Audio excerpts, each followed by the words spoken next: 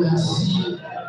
Zambé Bonnet d'être et attendre la circonstance. Zambouye Bakanyos, de Mélodie, qui dira une chose à vivre sans que l'Éternel en soit l'auteur.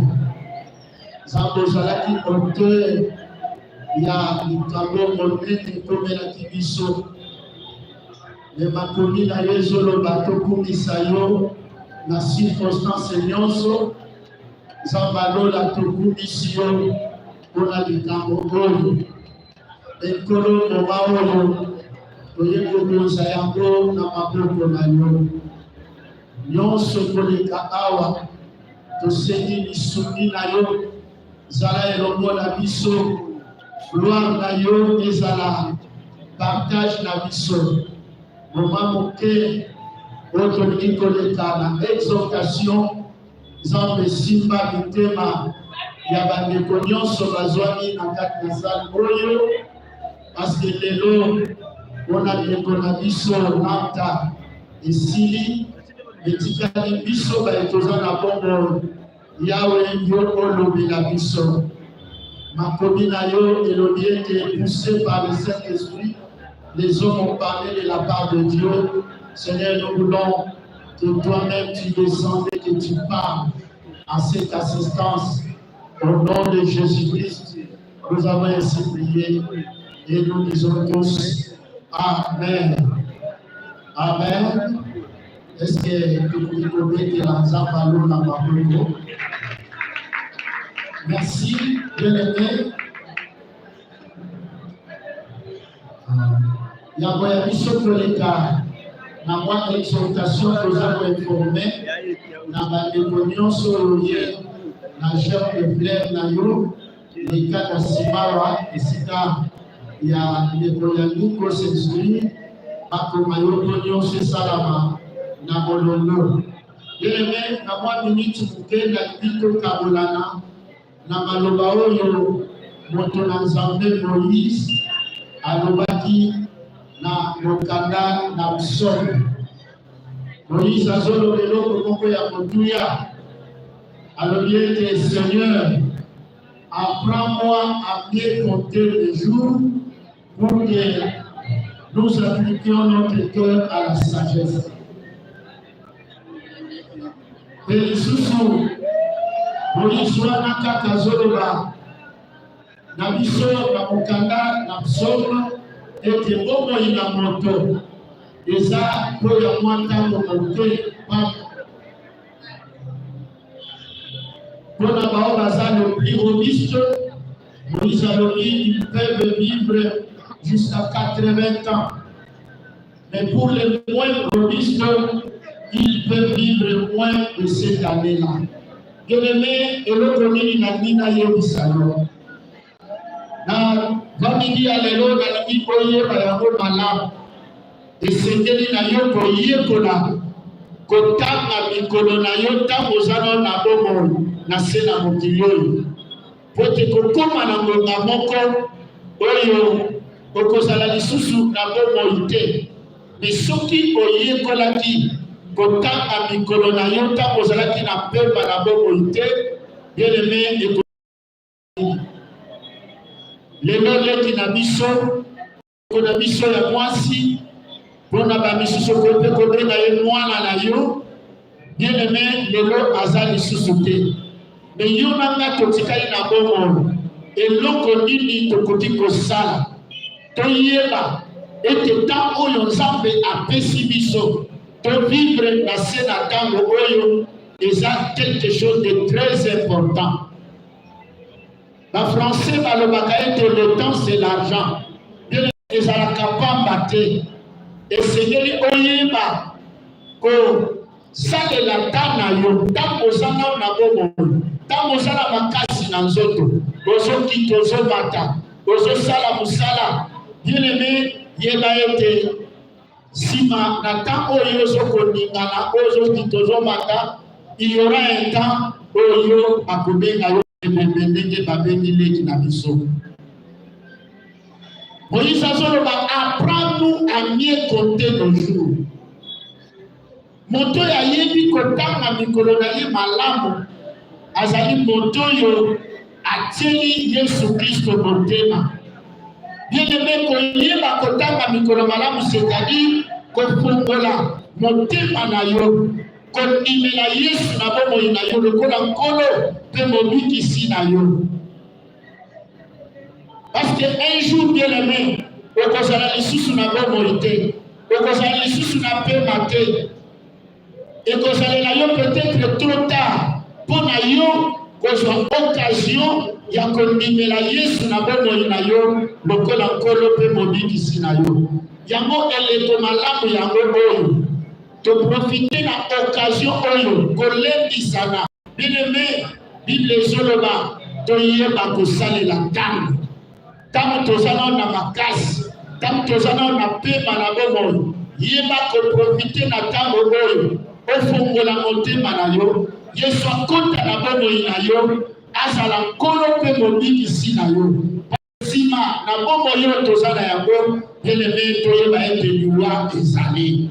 Liwa eza eloko moko réel, eloko moto moko te akoki kochape na yango. Ezaloza nani, ezaloza mozwi, ezaloza mobola, ezaloza fort, faible, moto nyonso akoleka na nzela ya liwa. Me yango liwa ekuta yo bien-aimé, eza na motuya okaba bomoi na yo epai na Nzambe. Ondimela Yesu lokola nkolo mpe mobikisi na yo. Oyebi te oyo kokomela yo nsima na ntango. Meme na pokwa lelo oyo kokoma na bomoi na yo oyebi te. Alors bonga malamu yango ntango ozopema nani. Elenge oyebi eza na eloko moko nakutanaki nango oyo eteyaki nga makasi.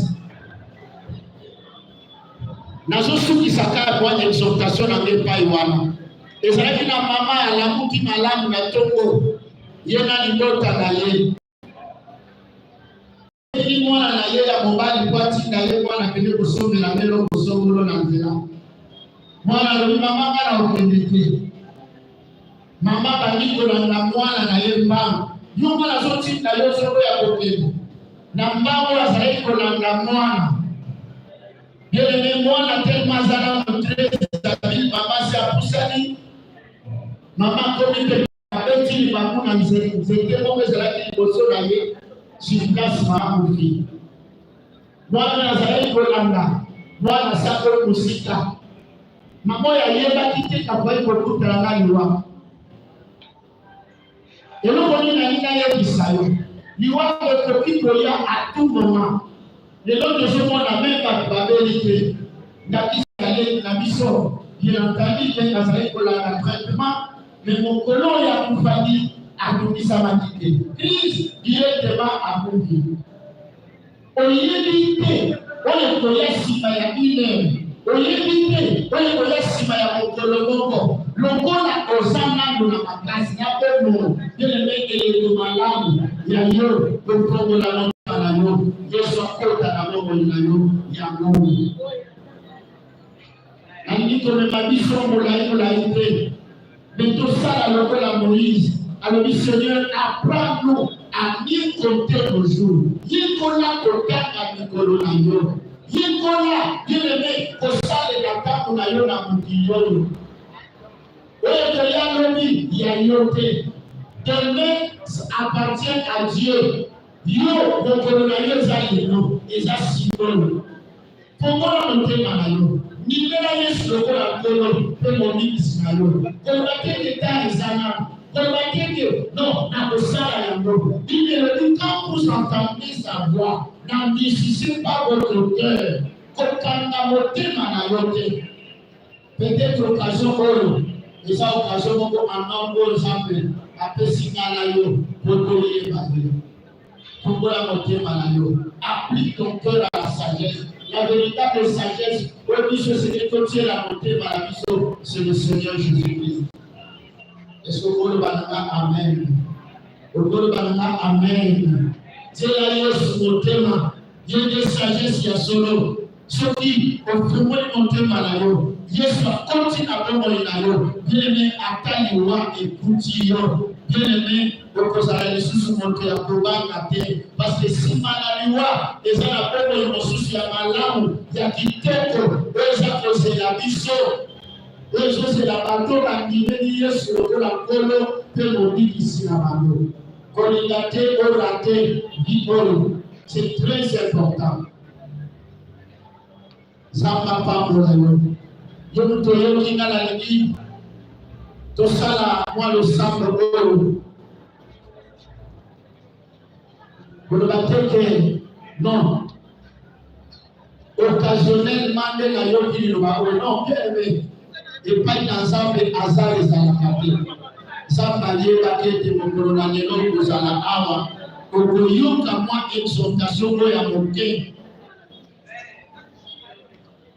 Surtout ce pays pour capable de imaginer pas dans un la domina yote élément mais la possède à yo ça la pile pour la monter dans yo yo moko liboso na nzambe na yo yebisa nzambe kolo na ye liboso na yo na yoki maloba na yo na ndimi Yesu Kristo yo kota na motema na ngai na ndimi na koma mwana na yo sunga ngai tambolisa ngai ngai moko na kokoka te kamba bomoi na ngai tubondeli biso banso na kombo na Yesu Kristo nzambe alola topesi yo merci nzambe monene mobateli mopesi na kimia nzambe oyo asali biso ngolu oyo andimaki ete à l'occasion ya liwa ya ndeko na ngai Lanta Malonda nzambe alola tokokutana elongo na bandeko na esika oyo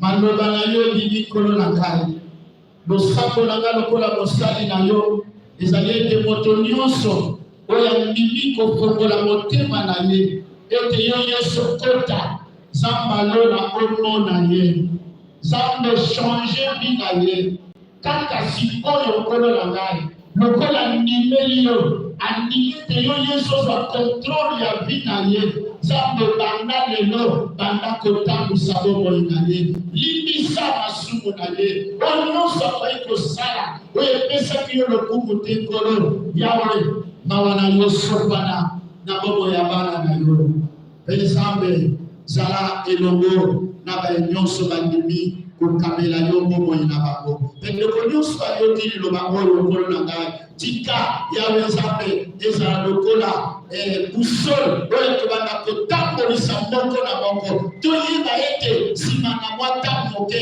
Yesu Kristo liwa ekoki koyela biso soko mpe liwa eye te Yesu kala te yo ozozonga mpe ntango yo kozonga okuta biso toza pre tosalelaka yo tondimela yo lokola nkolo mpe mobikisi na biso zwa lokulu nkolo na ngai etemela likolo tokabi na maboko na yo zala nzambe na biso na nyonso na kombo na Yesu Kristo nde tobondeli bongo amen.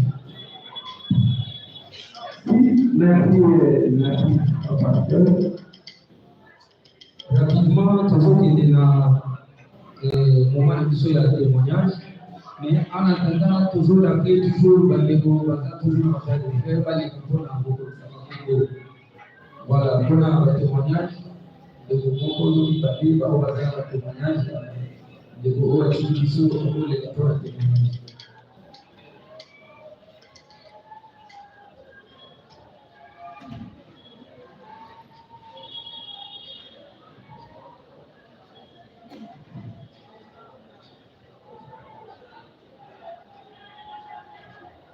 Oui, nous sommes là pour un témoignage.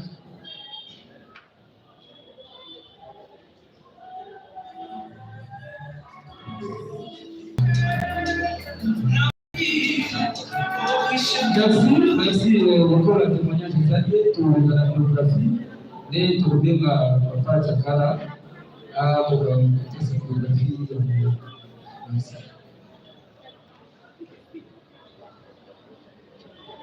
Merci. Pour l'exemple de la défaite, son nom c'est Malonda, Osteno, Yamba, prénom landais. Et lié date de naissance, c'est le 15 mars 1985. Nom du père, Ambroise Malonda. Décédé. Nom de la mère, Malonda Pouli. Études faites, école en Congo, Sylvanda. Nom de son fils, Lionel Laurence. Ici. Je crois qu'en bref, pour que nous gagnons du temps, nous partons très loin, on se limite seulement là. Merci à tous.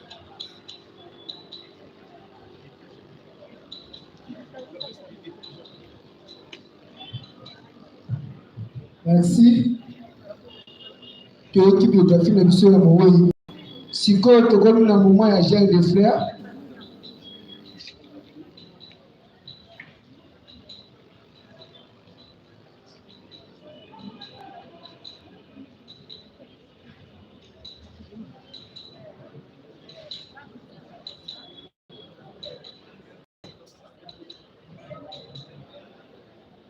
nous avons la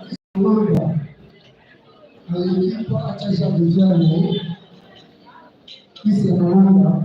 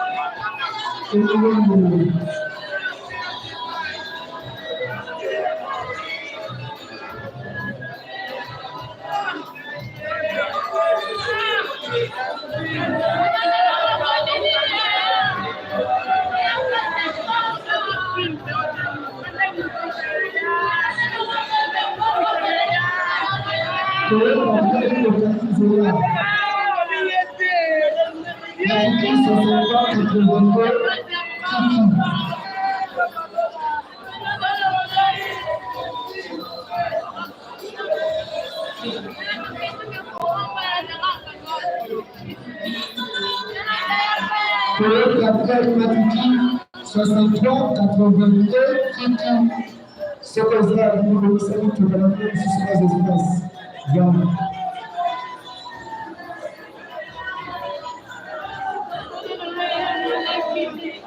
Je vous marque la session.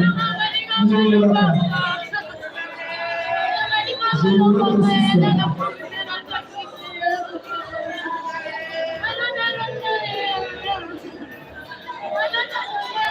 Vous imaginez pas famille ma parole.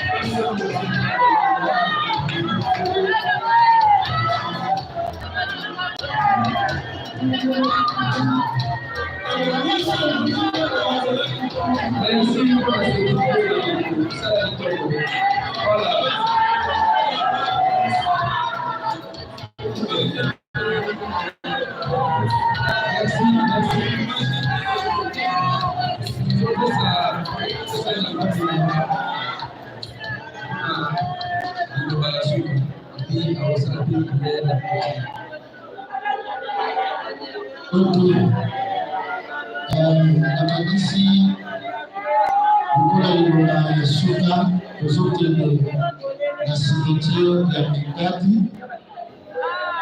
Sokoke cimetière Kukuni Kusisi Makabuzo Kuna Isoyo Sokubuzo na Kibunda Sika Tokufata Kuna Kusisa Makabuzo Oyo Kozopesa Makabuzo. Merci Miki, l'assistance de Bible, assistance physique, morale, spirituelle, vraiment, Zambalola, à part de la Bible, le calcification pour la Bible, les élus de la Bible, pour les Navajola, Zambalola. Vraiment, nous puissions, merci, Jésus, pour le temps.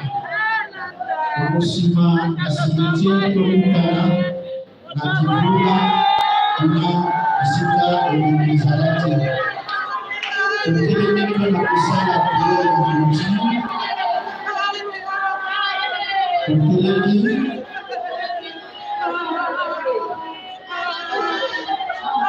zambi kwa ukile siko na yo zambi ni ndio kwa circonstance wewe mwanamke kabisa unataka na mabelele kuzoka na mabelele nawe mwanzo salamu awa yeye kuzalaki na biso yendo yawe kutikana kwa ya biso yendo awa kutengeneza sifatia ndio kuzabuzwa babikuka Abususu Mamotolo Nambola ya biso yongo Sala Zambe Roko Tibina biso Roko Tema na biso Roko Zoma na biso Kino Na Lopano na Tibuna Bide Lorenzo Zoki Bandera Kulepa E Kuna Bide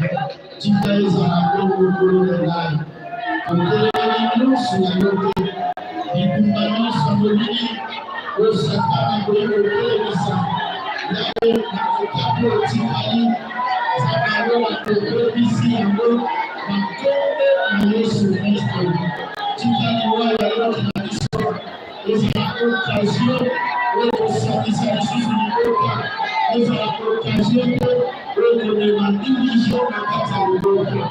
Nous là, nous avons pas la mission de nous à côté de la balle à tomber à Jésus-Christ de devenir comme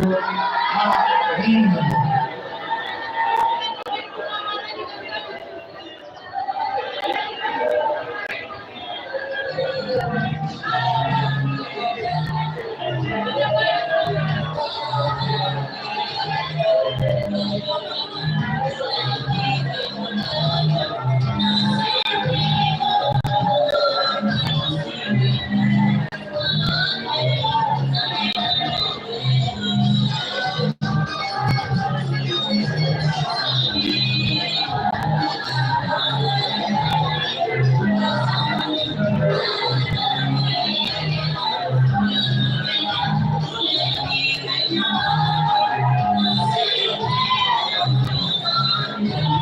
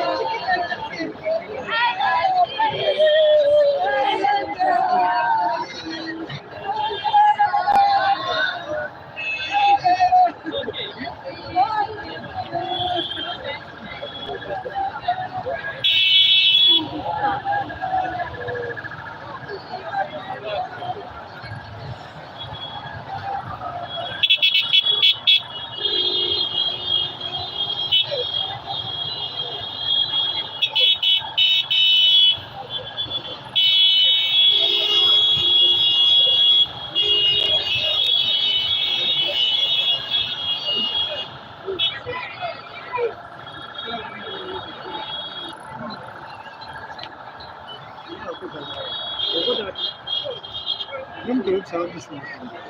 At least like it's okay. At least like this.